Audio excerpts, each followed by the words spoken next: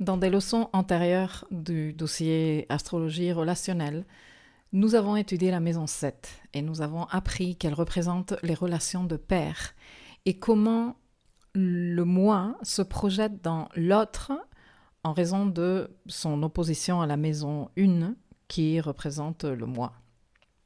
La maison 7 représente donc le miroir, cette identité relative qu'on obtient au travers de ce que l'autre nous renvoie.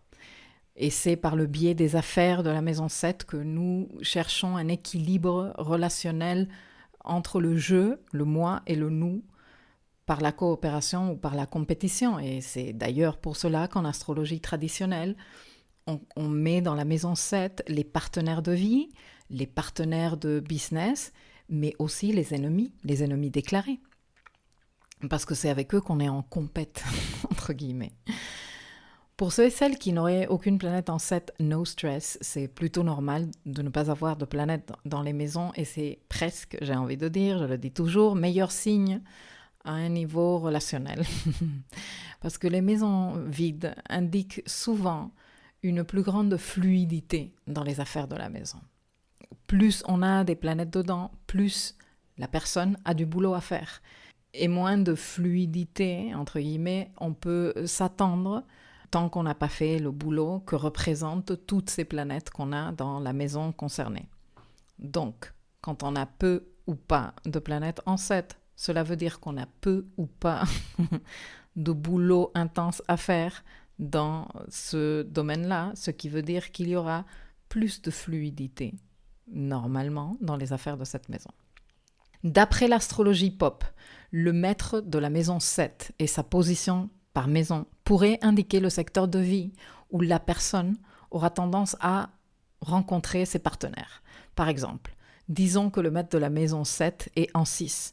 Cela voudrait dire, toujours d'après l'astrologie pop, que les rencontres vont se faire plutôt dans le milieu professionnel, tu vois, au bureau, parmi les collègues de travail. Si le maître de la maison 7 est en 11, les rencontres vont avoir plus tendance à se faire dans les cercles sociaux, les groupes d'amis. Et si le maître de la maison 7 se trouve en 9, ce sera plutôt dans les milieux académiques, scolaires, comme à la fac ou dans une formation, ou à l'étranger, parce que la maison 9. Bon, et ainsi de suite. Je ne vais pas faire le tour de toutes les maisons. Ce paramètre, il est sympa et fun, comme tout ce qui concerne l'astrologie pop, mais il a ses limites aussi. La position du maître de la 7 révèle surtout des informations importantes sur la nature relationnelle de la personne en question et les aspects que fait cette planète à d'autres planètes relèvent des dynamiques de personnalité qui vont se manifester au travers de ces relations. C'est surtout là que la position du maître de la 7 nous intéresse, surtout pour les personnes qui n'ont pas de planète et qui se questionnent et qui angoissent. Parce que cette histoire de ne pas avoir de planète dans une maison angoisse généralement les personnes, alors que, comme je te disais tout à l'heure, il n'y a aucune raison, au contraire. Bref, pour revenir à mon sujet, abordons un petit exemple. Disons qu'une personne a le maître de la 7 en 9. Cette personne va vivre ses relations de maison 7 comme des expériences de maison 9. Qu'est-ce que c'est les expériences de maison 9? Ce sont des expériences d'apprentissage de la vie, des expériences qui t'ouvrent l'esprit, des expériences qui te permettent de voir large, parce que c'est ce qu'on fait. Avec nos planètes en 9, on cherche et on donne sens à la vie, on apprend, on devient plus sage. Donc pour la personne qui a le maître du signe qui colore sa maison 7 en 9, les relations de maison 7 vont représenter des expériences d'apprentissage de la vie, de devenir plus sage, d'acquérir plus de sagesse de la vie. Maintenant, si cette planète, toujours le maître de la 7, est en aspect à Jupiter, par exemple, Jupiter qui est la loupe cosmique, cet effet sera décuplé. Plus l'aspect sera tendu avec Jupiter, plus l'effet jupitérien expansif et excessif sera ressenti. Si c'est à Saturne que la planète est en aspect, le filtre saturnin sera important dans le style relationnel de la personne et dans les apprentissages que cette personne va être en train de faire parce que, souviens-toi, le maître est en maison 9. Bon, Le filtre saturnin va être important dans le style relationnel de cette personne et dans ses apprentissages par rapport à ses relations. Si l'aspect à Saturne est fluide, cela va se traduire et se manifester certainement par un bon niveau d'engagement, de la fiabilité, de la fidélité. Si l'aspect est tendu, cela s'exprimera certainement avec plus de maladresse, donc la maladresse saturnine, la rigidité, l'excessive gravité, l'austérité émotionnelle peut-être même, et ainsi de suite. La planète en question et sa symbolique archétypale sont aussi très importantes. Ce n'est certainement pas la même chose d'avoir la Lune, par exemple, en maîtresse de la maison 7, qui nous indique de suite que nous nous trouvons face à une personne de nature plutôt cyclotimique dans ses relations, avec une tendance à créer des dynamiques relationnelles immatures et de codépendance jusqu'à ce qu'elle travaille sur son enfant lunaire, jusqu'à ce qu'elle l'accepte, jusqu'à ce qu'elle arrive à le maîtriser. Mais ce n'est pas la même chose, ce type de personne, que la personne qui a Mars en maître de la 7, qui nous parle d'une nature active, proactive, plutôt autonome et indépendante, aventurière, agressive, belliqueuse, certaines fois peut-être même violente selon les cas, surtout lorsque le code Mars n'a pas été intégré.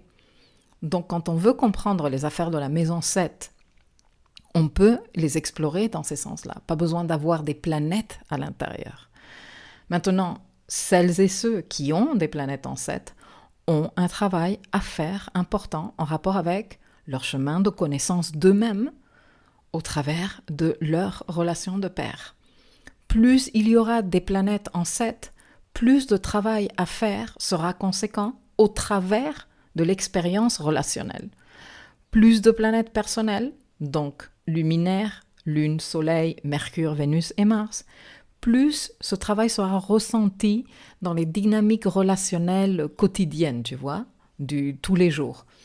Plus il y aura de planètes sociales et transpersonnelles, plus le ressenti sera subtil, à moins que ces planètes soient dominantes. Par exemple, qu'elles soient placées pile sur le descendant, en conjonction à 3 degrés maxi sur le descendant, ou en aspect au luminaire, dans quel cas, eh bien, ces planètes se ressentiront plus fortement. Dans tous les cas, et ce jusqu'à ce que la personne concernée commence à faire un travail sur soi, le contenu de la maison 7, que ce soit à travers le signe, que ce soit à travers le maître du signe, que ce soit à travers les planètes dans cette maison, représente des caractéristiques que la personne ne ressent pas comme propres et qu'elle projette sur l'autre afin de les exprimer pleinement. Et attention, parce que quand je dis pleinement ici, je n'implique pas nécessairement de façon épanouissante, car la satisfaction relationnelle va dépendre beaucoup du travail de conscience et de connaissance de soi que la personne aura fait. Si le contenu de la 7 représente des ombres menaçantes, lorsque ceci se matérialisera à travers une relation, ce sera tout sauf agréable pour la personne en question. Mais justement, voilà l'intérêt des relations de miroir, qu'elles nous permettent de prendre conscience de nos zones d'ombre pour les éclairer, pour nous intéresser, pour leur donner de notre attention. Mais bon, je ne vais pas m'étendre là-dessus parce que ce n'est pas le sujet de cette leçon. Dans cette leçon, on est en train d'aborder le potentiel relationnel au travers du contenu de la maison 7, des planètes qu'il y a en maison 7, du signe qu'il y a en maison 7, du maître du signe de la maison 7. Et dans la deuxième partie de cette leçon, je vais faire un tour d'horizon des planètes que l'on peut trouver dans la 7. Et c'est un guide qui peut te servir aussi bien dans la lecture d'un thème astral avant de préparer une synastrie que lors de la superposition de cartes, de ta lecture de synastrie, quand tu observes que les planètes de A tombent dans la maison 7 de B ou vice-versa. Et tu peux accéder à la deuxième partie de cette leçon en cliquant sur le lien ci-dessous. À tout de suite.